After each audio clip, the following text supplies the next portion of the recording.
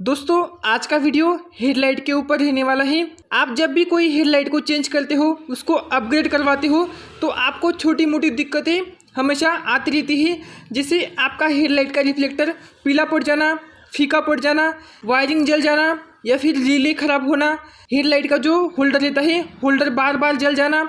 ऐसी छोटी मोटी दिक्कतें आप लोगों को हमेशा आती रहती है।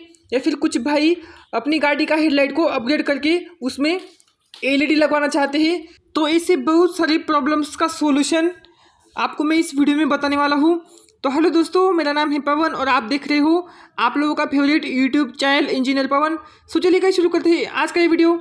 चल हम वीडियो शुरू करो यार, ठीक है दोस्तों। इस हेडलाइट को लेकर के आप लोग क्या क्या गलतियाँ करते हैं, सब कुछ इस वीडियो में मैं आपको डिटेल्स बताने वाला हूँ। देखिए, अब सभी गाड़ी में लगभग आपको यही बल्ब देखने को मिलेगा। ये H4 हॉलोजन बल्ब या फिर आपका एलईडी बल्ब अभी कुछ व्हीकल्स के अंदर कंपनी पहले से दे रही है।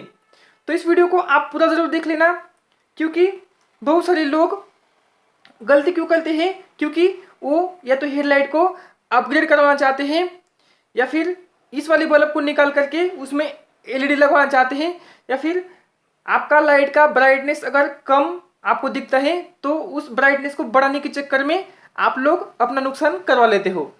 तो क्या क्या गलतियाँ आप करते हो, आपका क्या नुकसान होता है, उसका सॉल्यूशन क्या है, किस टाइप का बल्ब आपको इसमें लगाना चाहिए, क्या सॉल्यूशन है इसका, क्या सही तरीका है, कैसे आप आरटीओ चालान से बच सकते हो, ये सब कुछ दोस्तों इस वीडियो में मैं आपको कवर अप करने की कोशिश करूँगा।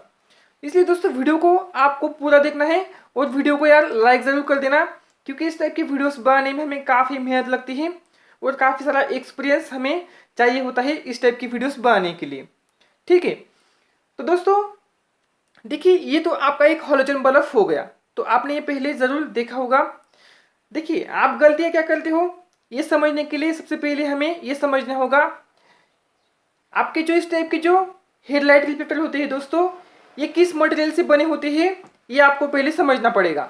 ये समझना क्यों ज़्यादा ज़रूरी है, क्योंकि लगभग आपको सभी व्हीकल्स के अंदर जो कंपनी हेडलाइट देती है वो आपका इसी मटेरियल से, इसी टाइप का मटेरियल से बना होता है। इसीलिए आपको सबसे पहले इस हेडलाइट रिफ्लेक्टर को समझना बहुत ज़्यादा ज़रूरी है।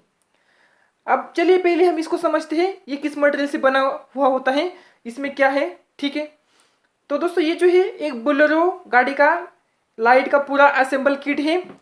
ये 2 हेडलाइट आपको मिल जाते हैं, ये पूरा किट। तो दोस्तों इसका जो प्राइस है मिनिमम आपको 5,000 और मैक्सिमम आपको 6,000 में ये न्यू जोड़ी आपको मिल जाती है। अब देखिए ये किस मटेरियल से बना हुआ होता है। देखिए आपको लगभग इसी टाइप के मटेरियल से सभी कार्स के अंदर या फिर पिकअप हो गया, ट्रक वगैरह, बहुत सारे व्हीकल्स के अंदर आपका जो हेडलाइट लगा हुआ होता है वो इसी मटेरियल से बना हुआ होता है।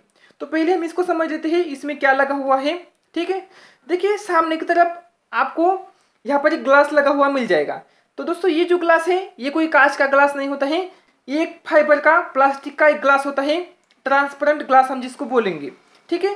ये जो होता है वैसे तो काफ़ी मजबूत होता है दोस्तों, लेकिन इस पर स्क्रैचेस वगैरह पड़ सकते हैं। अगर आप कोई कटर से या फिर कोई स्क्रू ड्राइवर से अगर आप इसे लाइन अगर खींचने की कोशिश करेंगे तो इस पर स्क्रैच 100% पड़ेगा, ठीक है। लेकिन ये बहुत जल्दी फूटेगा नहीं, लेकिन दोस्तों ये जो है बहुत जल्दी पीला पड़ सकता है। क्यों? आपकी गलती की वजह से। चलिए पहले हम ये समझ लेते हैं, यहाँ पर एक फाइबर ग्लास लगा हुआ है दोस्तों, और इसका पूरा बॉडी यहाँ पर प्लास्टिक से यहाँ पर बना हुआ होता है। यहाँ पर पीछे डस्ट प्रूफ रबर होता है और यहाँ पर इसको एक मोटर भी होता है दोस्तों। मोटर क्यों होता है? क्योंकि हेडलाइट का जो बीम पैटर्न है वो हमें नज़दीक या फिर दूर करने के लिए इसमें एक मोटर भी होता है। लेकिन जब भी आप कोई नया हेडलाइट अगर लेते हो तो उसमें आपको मोटर मिल जाए ये चांस बहुत कम है, यानी मोटर आपको मिलने का चांस बहुत ही कम है। मिल गया तो मिल गया, नहीं तो आपको मोटर शायद नहीं मिलेगा। जब आप कोई न्यू गाड़ी लेते हो और उसमें अगर आपको इस टाइप का हेडलाइट अगर दिया गया है तो उसमें आपको मोटर पहले से लगा हुआ होता है, जिससे आप लो बीम का सेटिंग गाड़ी के नज़दीक या दूर सेटिंग आप कर सकते हो।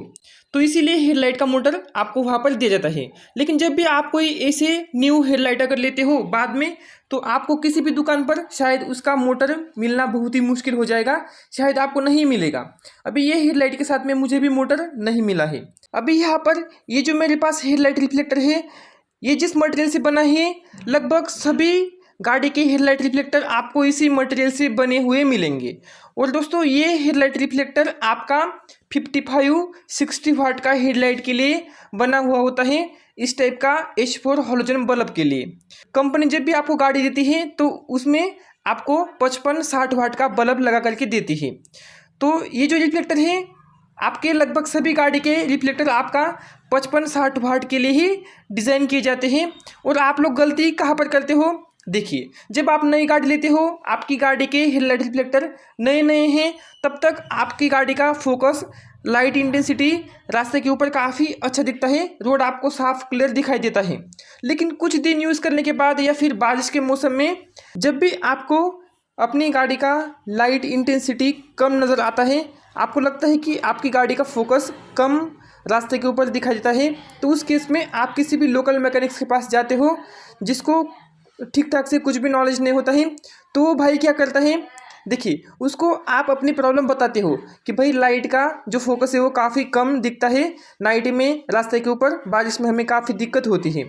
तो वो क्या करता है, आपकी गाड़ी के अंदर जो रिफ्लेक्टर लगा है, जिसमें आपका 55-60 वाट का जो बल्ब लगा है, उसको वो निकाल देता है और उसके अंदर डायरेक्टली 90-100 वाट का बल्ब लगा देता है, या फिर उससे भी ज़्यादा जो आपका 100 वाट 130 वाट का जो बल्ब आता है, वो भी आपका इस रिफ्लेक्टर के अंदर वो लगा देता है, जिससे रिफ्लेक्टर काफ़ी ज़्यादा हीट होने के बाद रिफ्लेक्टर का जो कांच है, फ्रंट साइड का कांच, वो कांच आपका पीला पड़ जाता है। अंदर लगा जो रिफ्लेक्टर है, राउंड शेप का रिफ्लेक्टर, उसका पॉलिश धीरे धीरे कम होने लगता है और बहुत जल्दी आपकी गाड़ी का हेडलाइट रिफ्लेक्टर ख़राब हो जाता है। और फिर बाद में दोस्तों ऐसा टाइम आता है कि रिफ्लेक्टर से पूरा का पूरा फोकस जो है आपको आगे की तरफ नहीं मिलता है, रास्ता आपका क्लियर दिखाई नहीं देता है और रिफ्लेक्टर आपका हीट होके बहुत जल्दी ख़राब हो जाता है। जब आप इसमें ज़्यादा वोल्टेज के बल्ब लगाते हो तो मैकेनिक्स भाई आपको इसमें एक अलग सा एक वायर लूम किट भी लगाने को बोलता है, तो वो किट भी आप लगा लेते हो और ज़्यादा वोल्टेज के बल्ब भी आप इसमें लगा लेते हो, जैसे 100 वाट का या फिर 130 वाट के बल्ब आप इसमें लगाते हो। तो उसके साथ में आपको एक अलग सा वायर लूम किट भी लगाना पड़ता है रिले के साथ में। वो किट भी आपका लगभग 1500 रुपये के आसपास जाता है। तो वो सब कुछ लगाने के बाद दोस्तों बैटरी पर बहुत ज़्यादा लोड पड़ेगा और वायरिंग पर भी बहुत ज़्यादा लोड पड़ेगा, जिससे वायरिंग जलने का खतरा भी रहेगा। बार बार या तो आपका फ्यूज़ उड़ जलेगा या फिर फ्यूज़ बार बार उड़ेगा, या फिर दोस्तों वहाँ पर रिले ख़राब होने का चांस रहता है। और एक और दिक्कत आती है, हेडलाइट के पीछे जो आपका H4 जो कनेक्टर जिसको हम होल्डर बोलते हैं वो लगता है, वो भी बार बार जलने का खतरा रहता है, क्योंकि मैंने ऐसे बहुत सारे केसेस देखे हैं। तो आप चाहो 90 वाट का बल्ब लगाओ या फिर 130 वाट का बल्ब, तो दोनों के केस में आपका ये प्रॉब्लम आने का चांस रहेगा। और तो दोस्तों ये मॉडिफिकेशन करवाने के बाद, इतना अपग्रेडेशन करवाने के बाद आपको लाइट तो ठीक ठाक मिलेगा, लेकिन दोस्तों कुछ दिनों के बाद आपकी गाड़ी का ही जो हेडलाइट रिफ्लेक्टर है वो पीला पड़ जाएगा, अंदर का पॉलिश उसका पूरा ख़राब हो जाएगा। फिर धीरे धीरे एक टाइम ऐसा आएगा कि आपको ये रिफ्लेक्टर डायरेक्टली फेंकना पड़ेगा, इसका फोकस कुछ भी आपको रास्ते के ऊपर दिखाई नहीं देगा, ये पूरा पीला पड़ जाता है और पूरा ये ख़राब हो जाता है। क्यों? क्योंकि बहुत ज़्यादा हीटिंग की वजह से। अगर ज़्यादा वाट का बल्ब हम इसमें लगाएंगे तो बहुत ज़्यादा रिफ्लेक्टर हीट होगा, जिससे आपका गाड़ी का हेडलाइट रिफ्लेक्टर 100% ख़राब होगा। और उसको वापस से आपको अगर नया लगाना है तो आपको बहुत ज़्यादा खर्चा हो जाएगा। और दोस्तों नया लगाने के बाद भी आपको उसमें इतना ओरिजिनल क्वालिटी का आपको मिलेगा नहीं, और उसमें आपको हेडलाइट का जो सेटिंग के लिए जो मोटर होता है, उसमें लो बीम का सेटिंग के लिए वो मोटर भी आपको नया मिलना मुश्किल हो जाता है या फिर नहीं मिलेगा। दोस्तों अगर आपको नुकसान होने से बचाना है तो मेरी बात को आप लोग हमेशा याद रखिए। देखिए इस टाइप का किसी भी रिफ्लेक्टर हो, चाहे कौन सी भी गाड़ी का रिफ्लेक्टर इस टाइप से अगर बना है, तो उसमें आप कभी भी 55-60 वाट का बल्ब छोड़ के दूसरा बल्ब आप कभी भी नहीं लगाएंगे। कंपनी ने जितना वाट का बल्ब उसके अंदर दिया है उतना ही वाट का बल्ब आपको हमेशा उसमें यूज़ करना है, जिससे गाड़ी को कोई दिक्कत भी नहीं होगी, बैटरी पर भी नहीं लोड पड़ेगा और आपका वायरिंग का भी कोई खतरा नहीं रहेगा। फ्यूज़ का भी कोई टेंशन नहीं।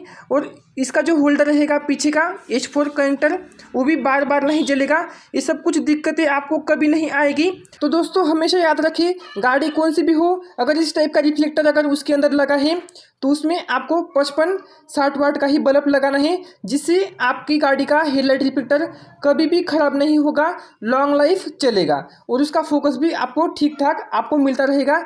और दोस्तों अगर आप लोग इसमें LED लगवाना चाहते हो तो आप लोग इसमें LED लगवा सकते हो, कोई भी दिक्कत इसमें आपको नहीं रहेगा। बस आप वाइट कलर का LED लगा सकते हो। बाकी आपके LED अलग भी आते हैं, जैसे CYT लाइट मैंने आपको बताया था। CYT लाइट में आपका लो बीम येलो आता है और हाई बीम आपका वाइट कलर का आता है। तो उस टाइप के बल्ब आप इसमें मत लगाए, क्योंकि येलो कलर का लाइट शायद अलाउ नहीं है। अभी तक तो कोई दिक्कत आया नहीं है, मैंने बोलेरो पिकअप में लगा के रखे हुए हैं। लेकिन दोस्तों मैं आपको कहना चाहूँगा, अगर आप इसमें वाइट लाइट अगर लगाते हो तो कोई भी आपको नहीं रोकेगा, कोई भी सिटी पुलिस आपको कभी भी परेशान वगैरह कुछ नहीं करेगा। आप वाइट कलर का LED इसमें लगा सकते हो। और दोस्तों अभी भी कुछ ऐसे व्हीकल्स हैं जिसमें चौकोन टाइप का एक हेडलाइट रिफ्लेक्टर आता है, जैसे ट्रैक्टर या फिर पुराने जो बोलेरो पिकअप थे शायद 2011-10 के मॉडल, तो उनमें चौकोनी हेडलाइट आता है जो प्योर ग्लास से बना हुआ होता है, यानी वो रिफ्लेक्टर आपका पूरी तरह से कांच से बना हुआ होता है। तो उस टाइप के रिफ्लेक्टर अगर आपकी गाड़ी में लगे हुए हैं तो आप उसमें 130 वाट का बल्ब भी लगा सकते हो। वो हीट होने के बाद भी आपका रिफ्लेक्टर कभी ख़राब नहीं होगा और बहुत कम प्राइस में आपको वो मिल जाएगा। और अगर आपका कभी इस टाइप का हेडलाइट रिफ्लेक्टर अगर ख़राब हो गया दोस्तों, तो समझ लीजिए आप नया भी अगर इस टाइप का रिफ्लेक्टर अगर लेते हो तो दोस्तों आपको कभी भी ये ओरिजिनल नहीं मिलेगा। अभी ये मैंने अपने बोलेरो पिकअप के लिए मैंने मंगवाए थे, ये ओरिजिनल UNO मिंडा के ही दोस्तों, लेकिन इसका क्वालिटी मुझे इतना अच्छा लगा नहीं। जब हम न्यू गाड़ी लेते हैं तो गाड़ी के साथ में जो हमें रिफ्लेक्टर मिलते हैं वही दोस्तों ओरिजिनल जेन्युइन प्रोडक्ट आपको मिलता है। बाकी आप बाहर से जितना भी आप लेना चाहते हो वो सब कुछ आपको उसमें थोड़ा बहुत डुप्लीकेट कॉपी ही देखने को मिलेगा। देखिए यहाँ पर अभी आप देख सकते हो ये UNO मिंडा का है, ये लगता तो ओरिजिनल है दोस्तों, लेकिन इसमें और जो कंपनी के साथ में, यानी जो आप नई गाड़ी लाते हो तो गाड़ी के साथ में जो रिफ्लेक्टर आपको मिला है तो दोनों में आपको ज़रूर फर्क दिखेगा। ये थोड़ा बहुत आपको डुप्लीकेट ही दिखेगा, जो गाड़ी के साथ में आया है उसका क्वालिटी आपको बहुत ही अच्छा, बहुत ही बेस्ट क्वालिटी मिलेगा। ठीक है, अब दोस्तों इस लाइट को भी हम बहुत जल्दी अपनी बोलेरो पिकअप में इंस्टॉल करेंगे। इंस्टॉलेशन का वीडियो भी मैं आपको लेकर के आऊँगा। यहाँ पर दोस्तों आपका हेडलाइट का मोटर लगता है इस जगह पर। ठीक है, आपकी इन्फॉर्मेशन के लिए मैंने बता दिया है दोस्तों। बाकी दोस्तों ये वीडियो आपको यार कैसा लगा प्लीज़ आप हमें कमेंट्स करके ज़रूर बताइएगा। अगर मैंने कुछ रॉन्ग इन्फॉर्मेशन दे दिया हो तो उसके लिए माफ़ी चाहता हूँ, और हमसे क्या गलती हुआ है ये भी आप हमें कमेंट्स करके ज़रूर बताइएगा। बाकी दोस्तों इस वीडियो को बाकी लोगों तक भी ज़रूर शेयर कीजिएगा, क्योंकि ये इन्फॉर्मेशन बहुत ज़्यादा ज़रूरी है सभी भाइयों के लिए। चलिए फिलहाल की इस वीडियो में इतना ही दोस्तों, प्लीज़ आप वीडियो को लाइक कर देना और बाकी दोस्तों में शेयर कर देना। जहाँ तक वीडियो देखने के लिए आपका बहुत बहुत थैंक यू। चलिए मिलते हैं नेक्स्ट किसी और वीडियो में, तब तक के लिए bye bye and take care.